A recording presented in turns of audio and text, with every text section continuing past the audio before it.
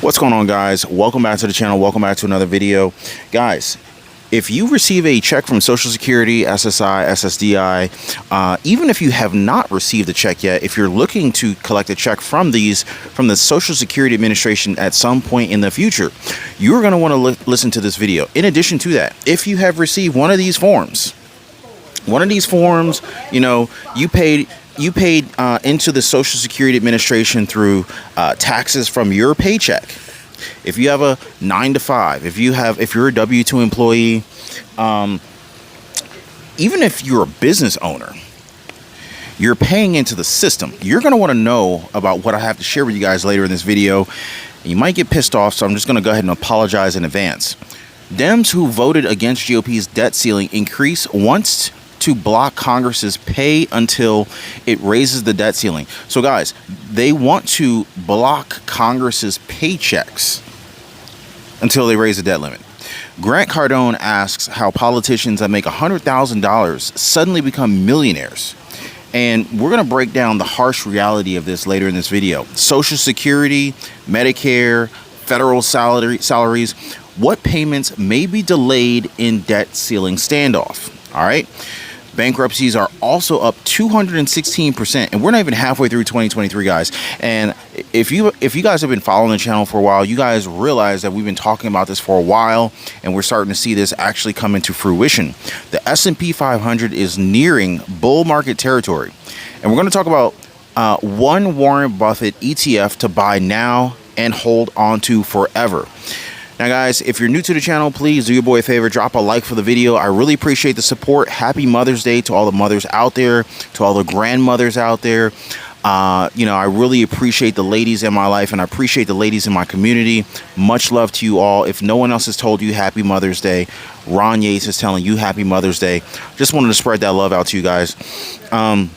Also, if you're new to the channel, go ahead and subscribe to the channel and share this video with a friend or family member. I really would appreciate that. So let's go ahead and get into today's topic. So first of all, Dems who voted against GOP's debt ceiling increase, they want to block Congress's pay until the debt limit is increased. Can you believe that?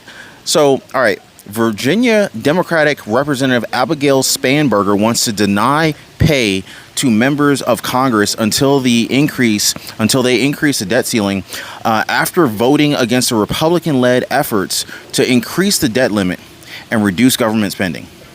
So, oh, and by the way, I apologize for any kind of loud outbursts. My family is over there grilling burgers, hot dogs, chips, and they're not grilling the chips, but there's chips and drinks over there.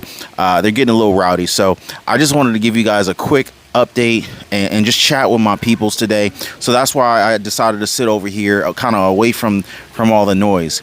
But Virginia Democratic Representative Abigail Spanberger wants to deny pay to the members of Congress.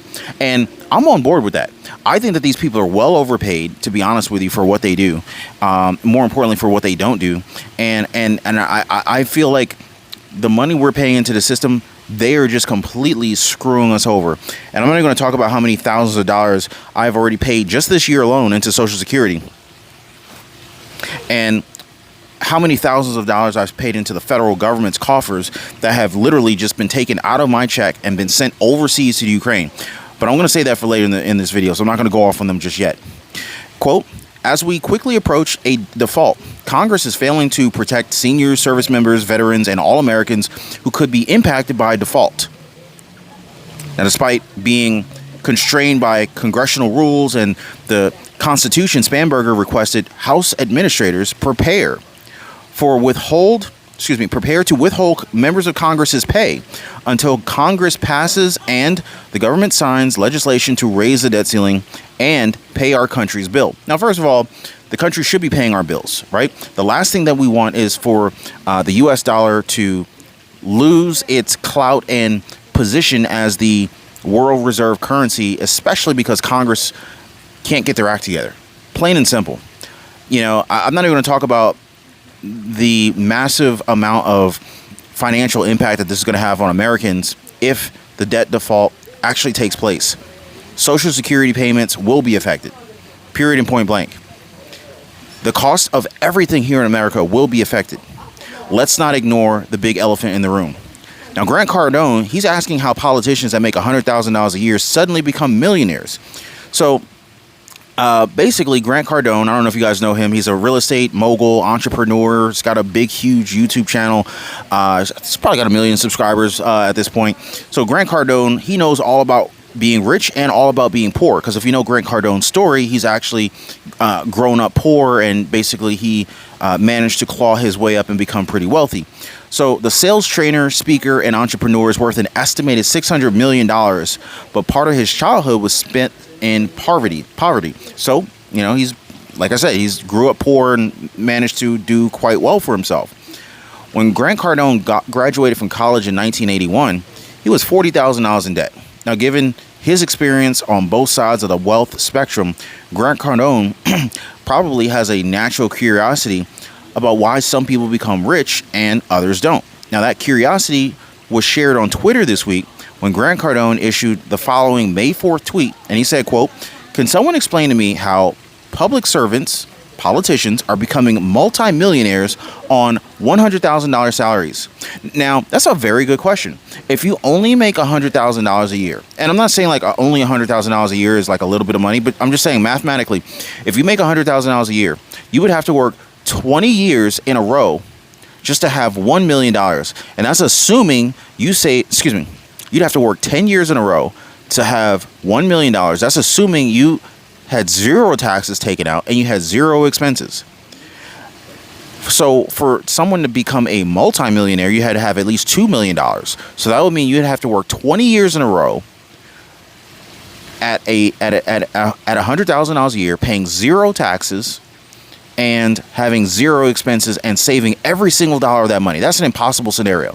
So the question that Grant Cardone is posing is, how can someone become a multimillionaire off of $100,000 per year salary? So that's a very good question. Now, Grant Cardone didn't provide details on which public servants and even millionaires that he was referring to. Presumably, his tweet was mainly meant for members of U.S. Congress. According to a 2020 report on Open Secrets, more than half of the 535 members of Congress are millionaires. How could these people in these income brackets really understand what a struggling American is going through who makes up the majority of the voters? Now, I'm not saying that every millionaire that is a politician hasn't had some type of poor upbringing, but the simple fact of the matter is, I just don't feel like the average American is being properly represented, especially when you look at the decisions that they're making. Also, bankruptcies are up 216%. We're not even halfway through 2023 yet. Before the 2008 financial crisis, the U.S. led the world in economic growth, but it accounted for over 1/3 of total global consumption growth. In mid-2007, U.S. household wealth hit a peak of $61.4 trillion, and the average home value appreciated 124% between 1997 and 2006. If you take into consideration overinflated confidence, consumption, and value, it went largely unchecked. Growth became the status quo, though very few regulators and investors noticed as it was happening. Those who study history look back and see the early 2000s as a classic economic bubble, and it was made worse by shoddy loans and deregulated banking. Well, fast forward to 2003. The most recent S&P data shows 2023 corporate bankruptcies rising at an alarming clip. Data showing 236 bankruptcies were recorded through the end of April 2023, and 109 of them had been recorded over the same period last year. It's getting real out here, folks. And Social Security, Medicare, federal salaries, what payments are being delayed in this debt ceiling standoff, right? So the U.S. hit debt ceiling, or I should say debt limit, in January. The nation may run out of money to pay its bills as soon as June 1st. So that's like, 18 days out? It is Mother's Day, and so the government wouldn't be able to pay everyone on time. It would likely prioritize payments to investors holding U.S. Treasury bonds to avoid a technical default, meaning payments like Social Security, Medicare, tax refunds, military salaries, and others would likely be delayed. Now, let's just stop right there. If your Social Security check, your SSI check, your SSDI check, your Medicare check, your veterans check came in late, how would you make it? How would you survive? I got to ask my audience, are you guys prepared for what might happen? You know, I'm not saying you're not going to ever get your money, but who knows how long it might be delayed. If your check is delayed by a week, are you good? Let me ask you an even better question. If your check was delayed by 3 months, you got automatic payments set up in your Bank of America account, your Chase bank account, your Wells Fargo bank account, Citibank. What's going to happen to all those automatic payments that are scheduled to go out, assuming that your next check's going to hit the bank account on time? This is a serious question.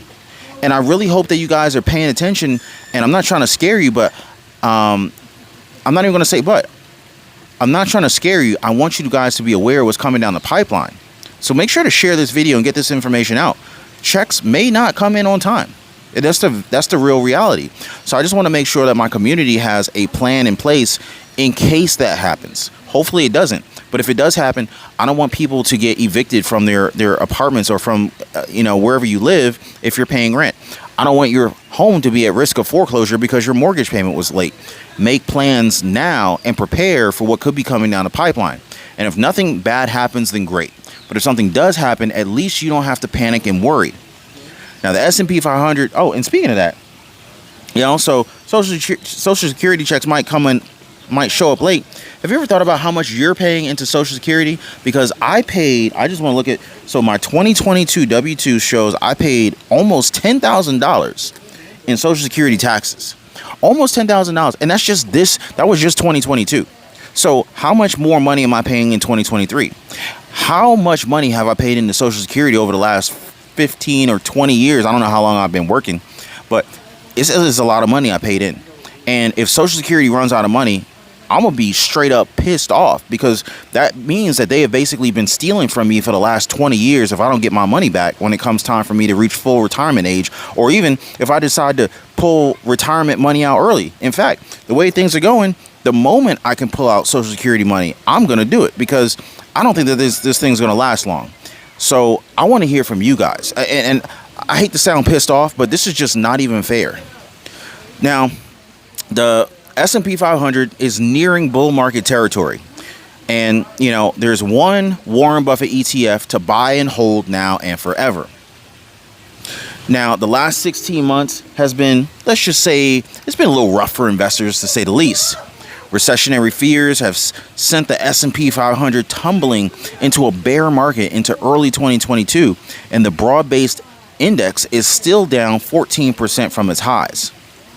Well, technically, maybe this ETF is, but the S&P 500 right now is really within within 6% of its all-time highs, but we'll go with it. So this means that the $6 trillion has been wiped out of economic headwinds, but the S&P 500 is still within striking distance of bull market territory.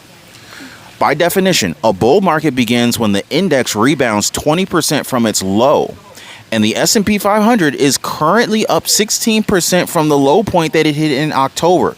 This is the wealth transfer we're talking about, guys. Do not miss out on this. I'm sharing some nuggets with you guys. Don't miss it. All right. Since 1957, the average S&P 500 bull market has run for 1,960 days, producing an average return of 184%. And that's a tremendous amount of wealth building power. Don't miss out on this, guys. Now Warren Buffett has often recommended an S&P 500 index fund.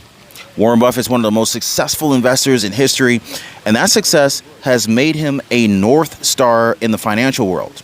Investors analyze his every single word, and they pore over Berkshire Hathaway's Form 13F filings with the U.S. Securities and Exchange Commission in search of stock tips. Basically, people really care about what this man has to say about investing. So the thing is the bottom line is this. Warren Buffett has touted this for years.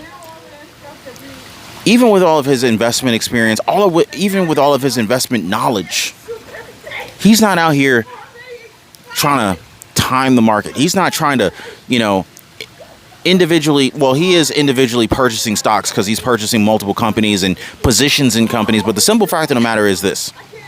He said that for the average investor to really compound their money, even in this economic environment where the Fed is raising interest rates and, inflation has hit record highs and, unemployment rates are high, a recession is expected later in 2023, even in spite of all of this, Warren Buffett released a message not too long ago still saying that the average person can compound their money, grow their wealth by simply investing in index funds and ETFs that track the S&P 500. Now that is a phenomenal, that is an astounding statement. So regardless of, the Apples of the world, the Amazons of the world, the Microsoft, the Walmarts, all these different stocks that exist out here, Warren Buffett still says, hey, average person will do just fine investing in ETFs. That's a remarkable statement. That is a remarkable statement. And, a lot of people have hit me up recently. Ron, the stock market was down, did this and the other. A lot of people are still thinking about what the stock market has done earlier, like many, many months back. But the stock market has actually been quietly raging back. It's been coming back. So for those of you who have been essentially doing what I'm doing, dollar cost averaging, purchasing stocks and index funds and ETFs on a regular basis through any of your favorite brokerages, FedEx, Fidelity, Webull, Merrill Lynch, JP Morgan Chase's investment company, Webull, Robinhood, M1 Finance. You can use any of these platforms for investments. And I just simply dollar cost average my way into these things. Now, Warren Buffett's one of his top ETFs that he suggests that the average person strongly consider to get a piece of this wealth transfer as the S&P 500 continues to move forward and become worth more is the Vanguard, I believe it's a total stock market index ETF, but the ticker symbol is VOO. Ticker symbol VOO. Now you can look this up. All you need, even if you're a brand new investor, investing in the stock market for the very first time as a beginner, you can literally just open up whatever investment app you have. And some of these apps, you don't even have to sign up. I think they'll just let you use their stock ticker search for free. But, I just go to cnbc.com, maybe jump on E-Trade, Charles Schwab, any of these, whatever your favorite app is. I would jump on there, type in VOO, and just have a look at the ETF's stock market performance history over the last 10 years. You will thank me later. But getting back to Social Security, we're getting screwed out here, folks. I really hope that the members of Congress start really looking out for the people who have put them in office, because I'm getting a little bit pissed off. Now, if you guys made it this far in the video, drop me a like. I really appreciate that. Also, consider subscribing to the channel. I look forward to bringing you guys more content that you care about. And also, drop me some comments down below. Let me know if you want more content like this, if you enjoy the topics we talked about, and let me know what topics you'd like me to cover in the future. Really appreciate you guys. Happy Mother's Day to everyone. Y'all be safe.